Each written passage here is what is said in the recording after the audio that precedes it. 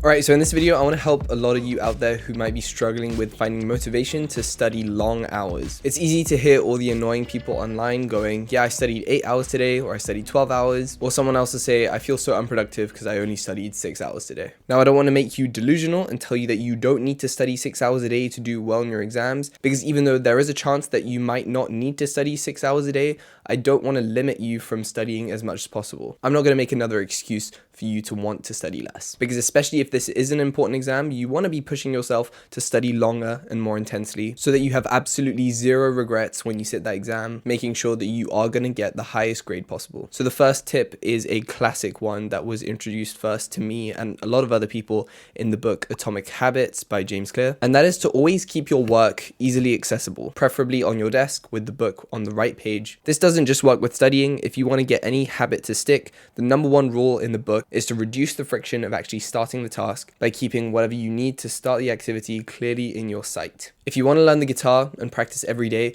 you're not going to leave the guitar in the storage room so that you don't see it. You're preferably going to want to have the guitar right next to the couch in the living room or something so that you see it really often and are more inclined to start practicing. Because now being too lazy to go and get the guitar is not an excuse anymore. My next tip is to consider listening to music when you study. And I say consider because you need to be careful with this tip. There is mountains of evidence suggesting that listening to music while studying will almost certainly ruin your efficiency when studying. Music will interfere with any connections you're making in your brain when you're learning new content, but completely anecdotally, I haven't found too much of an issue listening to music when studying. Now, if I'm being completely honest, there are times when I might be trying to understand a set of notes and there is a specific part where I really just don't understand what's going on. And in that case, I'll pause whatever I'm listening to and really try and lock in and understand that part of the topic, whatever it is. But other than that, in those really long study sessions where I'm really losing motivation and can't be bothered to study, listening to music can help a lot. It can make the work more enjoyable, but let's draw some lines. If you're doing a past paper, do not listen to music when you're doing it. You need to be sitting past papers in conditions as close as possible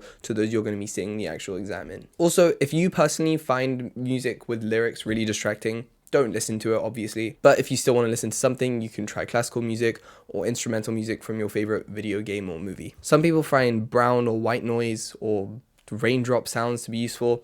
I don't really. At that point, I'd just rather study in silence. Now, the third tip was actually going to be something completely different. I was going to tell you guys how important it is to block out times to rest and exercise and take a proper break from studying. But I'm trying to keep it as transparent as possible. And I think back to the times where I was studying really intensely for A-levels and GCSEs, or at least those couple of months before them. And all I can remember is how imbalanced the time was. I went from working out very regularly, around 5 times a week in the gym, to basically not going to the gym at all and freezing my membership for a month so I could focus on studying. Sometimes when you have a goal that you're working towards and that goal is taking a way higher priority position than everything else in your life, sometimes it's okay to zone in a little bit and maybe sometimes let work-life balance take a little bit of a hit. I feel like this take will probably get some criticism, but I'm not saying to completely throw exercise out the window. Every now and then during exam season, I would go on a run because I really felt like my brain needed that. I also did prioritize sleep a lot. I would get at least 8 hours every single night, or else I wouldn't be able to focus in the morning. So do take however much time you need off studying to make sure that the hours that you are studying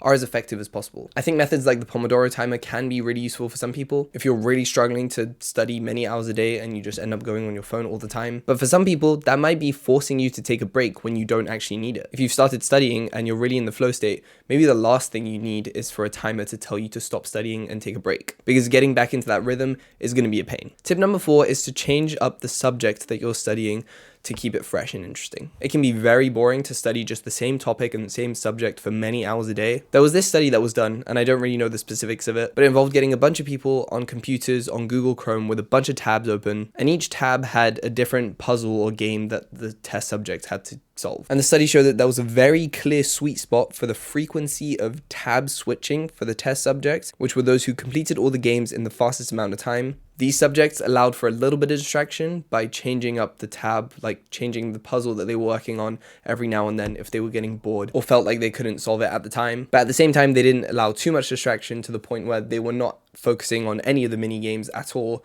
to the point where it destroyed their effectiveness in solving all the puzzles as quickly as possible. I think you can also apply the same thing to studying different subjects. If you have a set of different exams that are testing quite different skills, it can be a little refreshing if you embrace a little bit of distraction and switch up the subject that you're studying so that you can end up studying for longer. Tip number 5 is to build up a routine that's intense enough to make sure that you get all the things that you want to get done, but also easy enough to follow so that it doesn't make you want to give up. So what I used to do during the exam season was kind of grab the whiteboard and just time block throughout the day when I would be studying, when I would be taking breaks. I think by the end I had done it so much that I basically found exactly what worked for me, and hopefully you can get to that point too, but it just takes a bit of time and a couple of days of doing it. So for me personally, I would block out 1 hour of studying right when I've woken up, straight after brushing my teeth. This would be like a completely undistracted 1 hour of studying where everyone else in the house is asleep and I just get 1 hour done out the way. Then I would go for a shower, and that would be my short break, and then I would do another hour of studying. And by this point I would be hungry, so I would go down, get some breakfast and watch something while I'm eating so I can be completely relaxed. And then I would do basically the same things around lunch and dinner.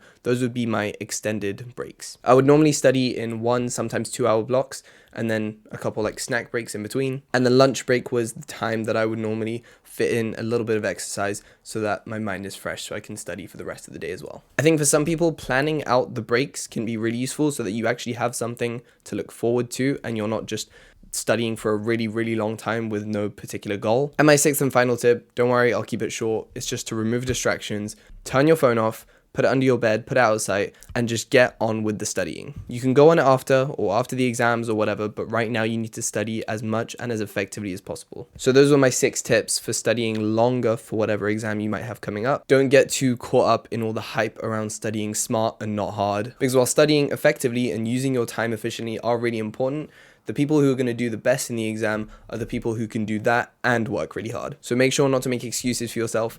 Use the tips in this video. Huge thanks for watching. Hope you found this video useful. If you did, drop a like, hit the subscribe button, and I'll catch you guys in the next one.